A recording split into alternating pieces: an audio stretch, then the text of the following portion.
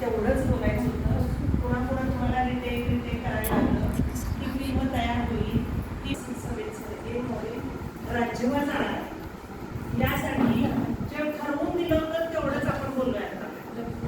आता ते विषय संपला, क्लोज विषय तो संपला. पण ग्रामपंचायतीनं तुम्हाला बोलवलं आणि इथं तुम्ही एवढा मोठ्या संख्येनं उपस्थित झाला त्याबद्दल पहिल्यांदा खूप आनंद. सगळ्यांचं मनापासून स्वागत. स्वतःसाठी काय वाजवायचं, स्वतःसाठी आणि स्वतःसाठी जगायला पण मी शिकवणार आहे. लक्षात आलं? स्वतःसाठी जगायचं. मग अशी विषय चालला होता आपला, मध्येच कट करावा लागला कारण ती गोष्ट करायची. आपण स्वतःसाठी जगायला लागलो की दुसऱ्याला त्याचा त्रास होतो. बरोबर आहे का? आज तुम्ही मीटिंगला येताना तुमच्या मनात काय काय विचार आले? मी इतकं छान आवडलंय, मला काय म्हणते, मी ज्यावेळेला घरातून बाहेर पडेल आणि घरातून बाहेर पडल्यानंतर ग्रामपंचायत पर्यंत पोहोचेपर्यंत रस्त्याने लोकांच्या प्रतिक्रिया काय असतात? सबसे बडा लोक क्या कहेंगे लोक. लोक म्हणजे तरी कोण असतं? लोक म्हणजे आपणच ना. मग सुरुवात आपण स्वतःपासून करूया ना. आपणाला दुसऱ्यावर प्रेम करायला जमत नसेल तर कमीत कमी स्वतःवर तर प्रेम केलं पाहिजे आपण. बरोबर आहे का? आणि स्वतःवर प्रेम करायचं असेल तर आरशासमोर उभं राहावं लागेल. आपण स्वतःला दिसू शकतो का? आरशासमोर उभारल्याशिवाय दिसू का आपण? नाही दिसत. म्हणून उद्यापासून स्वतःवर प्रेम करायला शिकायचं नाही तर आजपासून शिकायचं. उद्याचा कधी शेवट होतो का? म्हणून प्रेम कधीपासून करायचं? आजपासून. आज संध्याकाळी घरी गेल्यानंतर सगळी कामं आवरल्यावर आरशासमोर उभा राहा. स्वतःला मन भरून बघा आणि पहिल्यांदा स्वतःवर आणि आरशासमोर उभं राहायचं आणि काय म्हणायचं माहिती का? कोणाचं नाव स्वाती असेल, कोणाचं प्रीती असेल, कोणाचं स्वरा असेल, कोणाचं रूपा असेल, जे स्वतःचं काय नाव असेल ते घ्या आणि आरशासमोर स्वतःला बघतच म्हणा, रूपा तू किती छान दिसतेस ग. रूपा तू मला खूप आवडतेस. I love you Rupa. I love you Rupa. I love you Rupa. जगाने तुम्हाला वेड्यात काढलं तरी चालेल पण तुम्ही स्वतःवर प्रेम करायला शिका. जगाने वेड्यात काढलेली माणसं पुस्तकाच्या घड्यात सापडतात. बरोबर आहे का?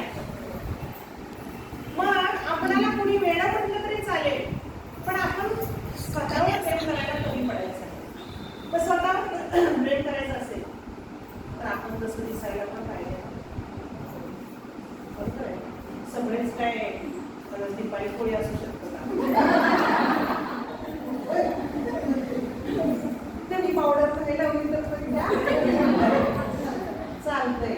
त्यांनी काय नाही आवडलं तर पण असं आपलं चालेल का? आपल्याला केसाला ब्रश करावा लागेल. ब्रश काय करायचं?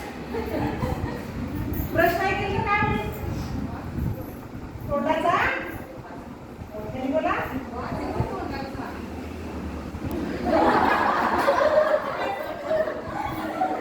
आपलाच आपल्याला वास येत असेल,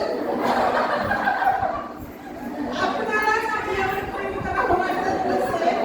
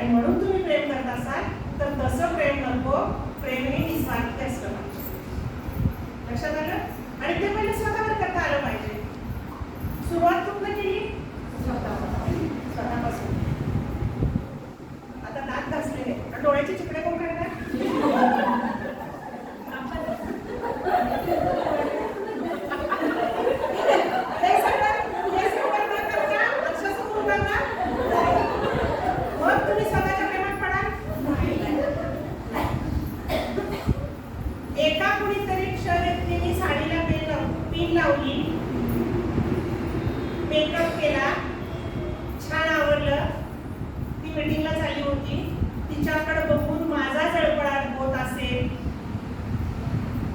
तर मग तुम्ही स्वतःचा मेकअप करू शकाल का?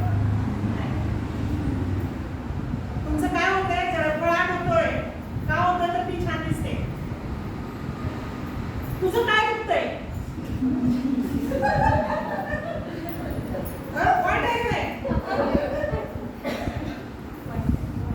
तुम्ही स्वतःवर ज्याला प्रेम करणार आहात त्याला हा सुद्धा मुद्दा लक्षात ठेवा की स्वतःला कधी कमी समजू नका.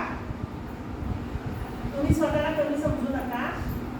की पुन्हा पुन्हा या गोष्टीची आठवण करते की स्वतःचे अवमूल्यन करण्याच्या प्रवृत्तीमध्ये साऱ्या अपयशाची विजय झालेली असते.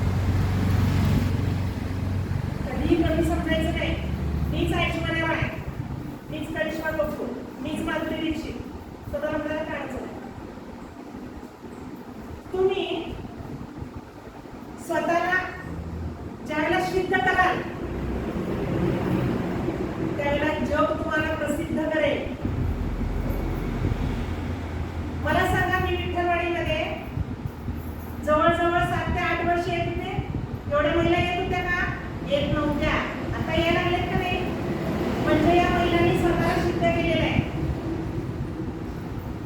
इथं या महिलांनी सिद्ध केलेल्या या खुर्चीवर महिला सरपंच आहे. यापूर्वी एक महिला सरपंच होत्या. आपण कार्यक्रम घेत होतो पण महिला अपेक्षित उपस्थिती नव्हती. कदाचित कोण काढायचं यश पण असेल. पुढे नेण्यासाठी एक जरा टाळा.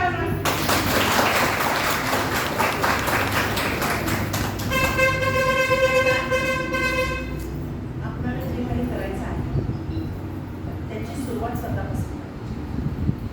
बरोबर? हल्ली आपल्याला वेगवेगळी व्यसनं लागायला लागलेत का नाही? मान्य करा. लागलेत का नाही व्यसन? कुठलं व्यसन आहे पहिल्यांदा? स्वतःहून मान्य केलं? दुसरं कुठलं? मोबाईलवर काय बघता? टीव्हीवर पण तेच बघता. काय असतं होता? माझ्या नवऱ्याशिवाय तुझ्या तर जीवन. काय तुम्हाला हस्तगत करता येतं त्यामधून? काय घेता येतं? मुलांना काय देणार? एक गोष्ट लक्षात ठेवा, ज्या त्या वयात त्या वयासारखं वागता आलं पाहिजे. आपलं वय काय? कोणाचं 40, कोणाचं 25, कोणाचं 50.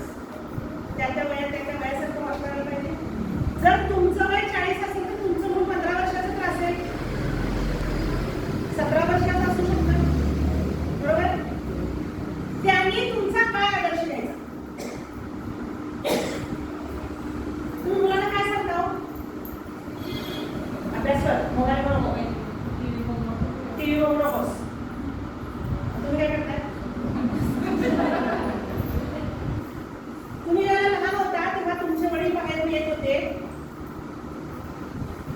वडिलांच्या चप्पलचा किंवा पायाचा नुसता आवाज जरी आला तरी आपण घाबरत होतो की नाही?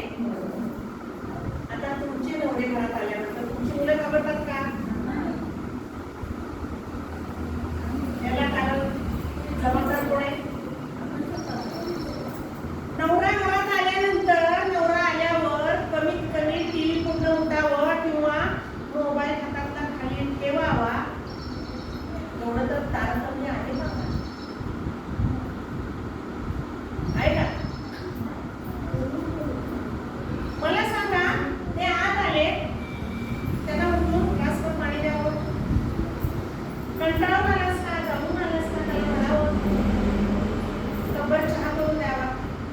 तो म्हणतोय आम्ही काय ठेवू कसा? थांबा जरा, ऍडव्हर्टाईज लागू नये. बरोबर?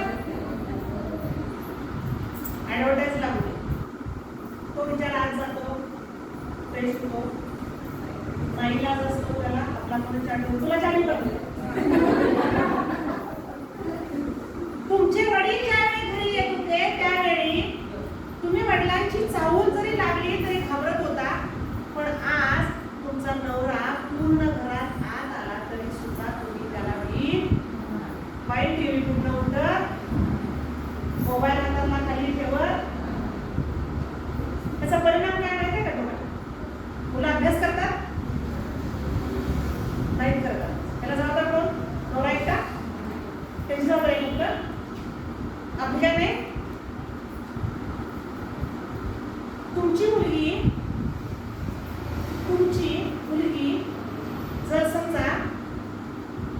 अभ्यास करताना ती अभ्यास करत्या का मोबाईल घेऊन बसल्या का छुपा बटनाचा मोबाईल घेऊन बसल्या का लँडलाईनचा मोबाईल सॉरी अँड्रॉइड मोबाईल घेऊन बसल्या याकडे तुमचं लक्ष पाहिजे का नाही?